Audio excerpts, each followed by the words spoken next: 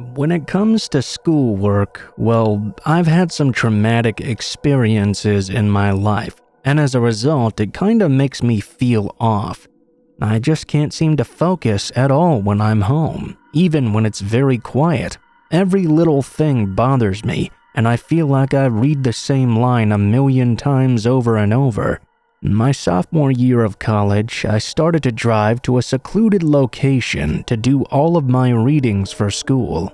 I didn't live very far from the country, so it would only take about 20 minutes to drive to said peaceful location. I personally found the peace and tranquility of nature to be very soothing.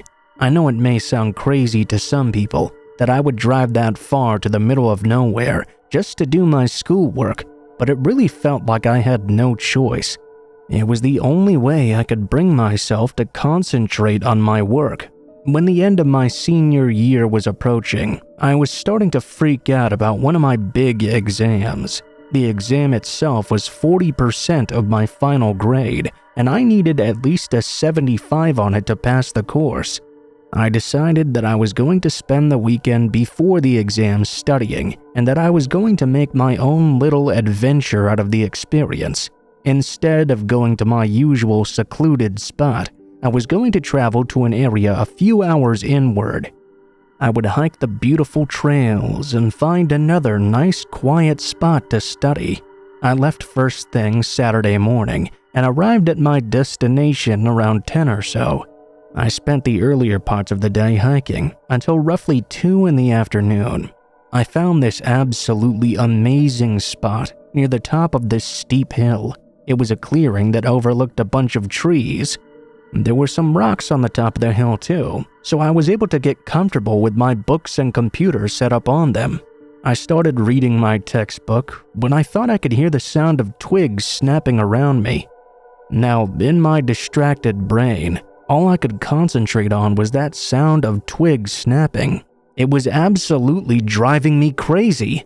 I first thought there must be some sort of deer or small animal prancing around in the woods nearby. I debated on whether I should go over and maybe scare the animal away. Whatever it was would surely flee further away into the woods and away from me so I could focus. I made my way over to the edge of the tree line and shouted some nonsense noises to try and scare whatever this was away. I heard nothing back. I made a sound again and clapped my hands together. Again, I heard nothing. I stared intently through the thick trees when I swore I got a glimpse of a silhouette of a person moving behind one of them. I figured my mind was playing tricks on me. I kept looking for a little while longer, but I realized the noise had stopped altogether. I thought to myself that whatever I'd done must have worked. I sat back down and started to read my textbook again, but now I couldn't concentrate because I couldn't ditch the feeling that something was not right about this. I flipped through several pages several times. Once I realized I was not retaining anything, I simply decided to pack my things up and start heading back.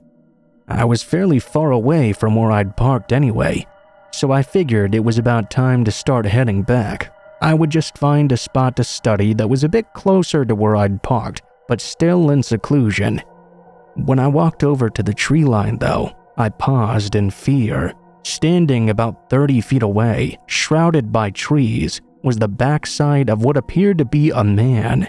Their shoulders were very broad, but because their back was facing me, I couldn't be sure who they were. They were dressed all in black, and it looked like they were wearing some sort of covering on their face. I didn't move or say anything. I just stood there frozen and tried to calm down. I had a million thoughts flying through my head. It felt like I was stuck there for an eternity, but in reality, it was probably only a few seconds later. The person turned to abruptly face me. I can't accurately express how much fear I felt in that moment. Whatever mask they were wearing was horrifying. It appeared to be some sort of homemade creation, since I'd never seen a mask like this in my life. It appeared to be white and also had a long snout hanging down.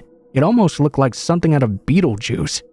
The eyes on this mask were jet black, and wild hair protruded from random patches on it. I think the hair was attached to the mask too, not to the person. It was sort of an old, rotten yellow color. The person started to hum. I didn't notice it at first, but it appeared to be some sort of melody. It was a really long, drawn-out hum, almost like a groan coming from this person. They started to approach me. I freaked out. The clearing I was in was not that big, so in order to walk back to the trail, I would have to move past this person. I could have slid down the hill, but I might have broken my computer and also my legs. It was extremely steep and very high up. As soon as they'd started moving, this person started to run full speed at me, still making that horrible groaning noise. I can't even believe what happened next. The person ran right at me, and right when they were about to grab me, they just stopped in front of me. I stepped back in fear, and they began to laugh at me. Then they started humming again. They didn't actually lay a single finger on me. They just moved their hands around me as if they wished to touch me but couldn't. Not wanting to know what was happening or take any chances, I ran as fast as I could around them. As I sprinted further away, I could now hear the person trying to follow close behind me, still humming their tune. I didn't bother to turn around. I made it to my car and discovered that person no longer appeared to be following me. I did try to call the police, but of course, phone service was pretty shoddy in this area. I drove several miles to the closest town and called the police once I got there. I reported what happened, but I don't think they did anything with it. Technically, the person didn't do anything other than disturb me. There were also no other complaints about the area. I have no idea what the freak was doing in those woods. I don't know if they were playing some type of prank or something truly messed up. Maybe they actually wanted to hurt me. It seems unlikely it was a prank though. I didn't see anybody else in the woods, and it seemed like we were the only two people in the area. I realized that maybe I shouldn't complain, since I was unharmed in the incident, but the psychological trauma that I felt still sticks with me to this day. I'll never forget that terrible afternoon and the memories of that horrifying mask.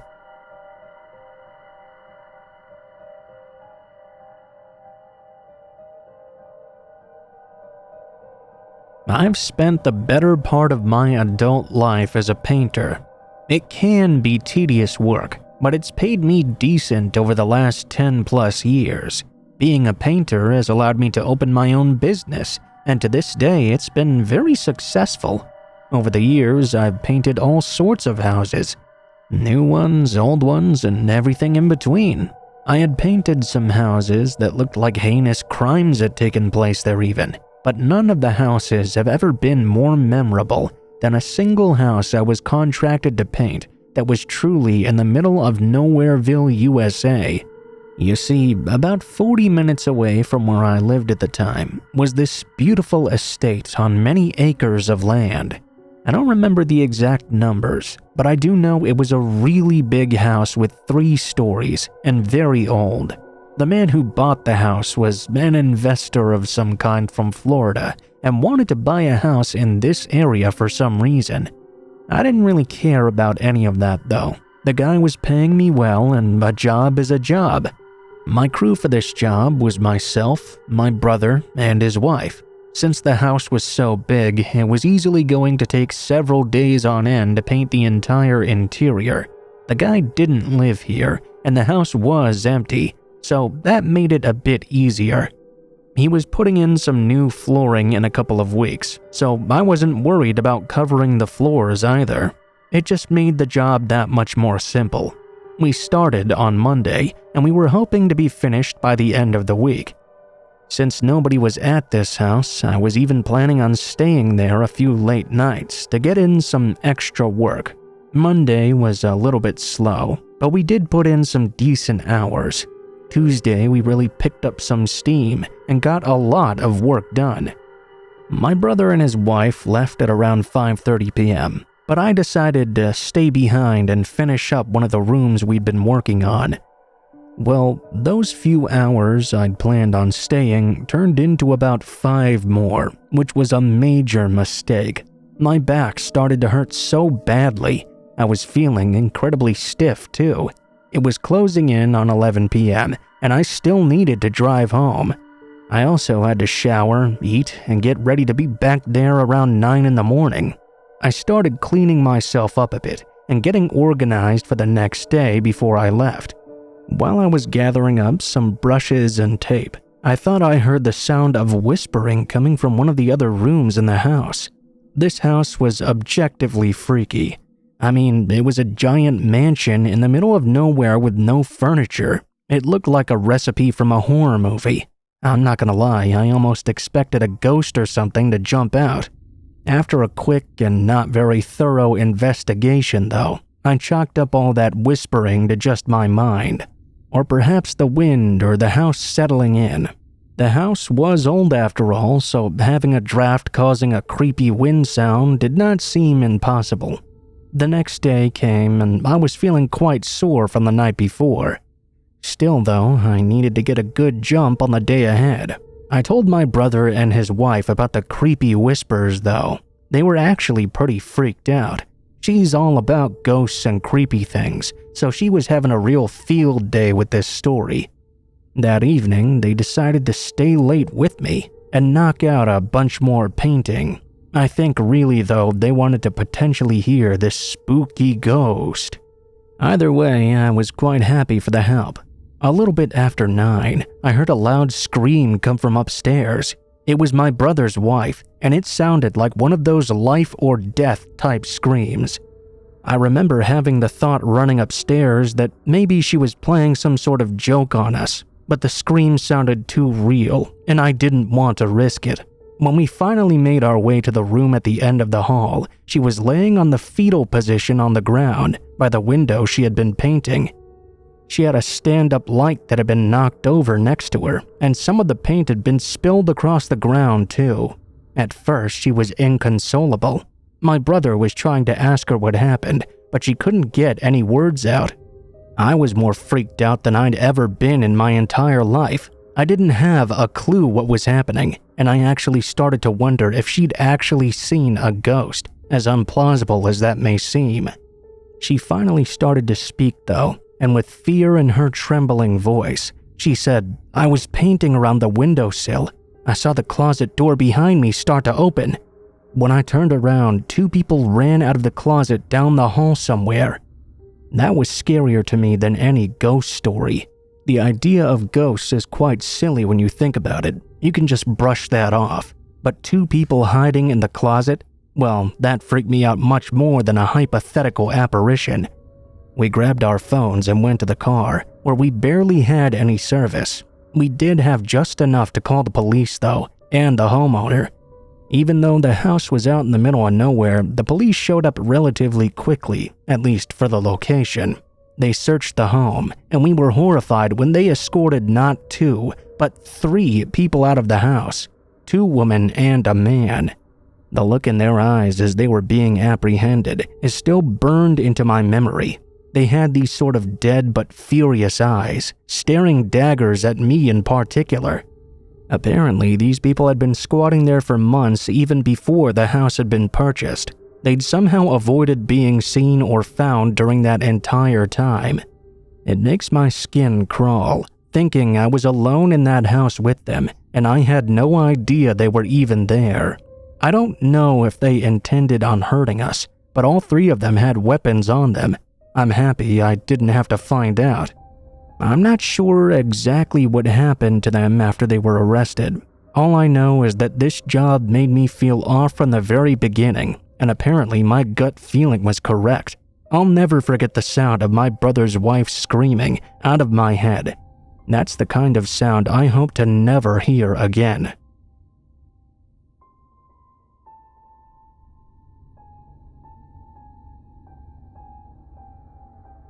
Going through a hard breakup can make you do some things you're not proud of. For a lot of people, that means going out and meeting someone to rebound with, which is never a good thing. For some people, you can even meet a rebound without even realizing it, and that's what happened to me. About a year ago, I had been with my ex for 6 years when we finally broke up. It really hit me hard, and I was struggling for a while. We'd bought a house together even, but she kept the house in the end. I honestly didn't want to stay there. It just depressed me being there. And so, with my now limited funds, I found myself a cheap place to rent. I wanted to lay low and get back on my feet, afford a nicer spot eventually.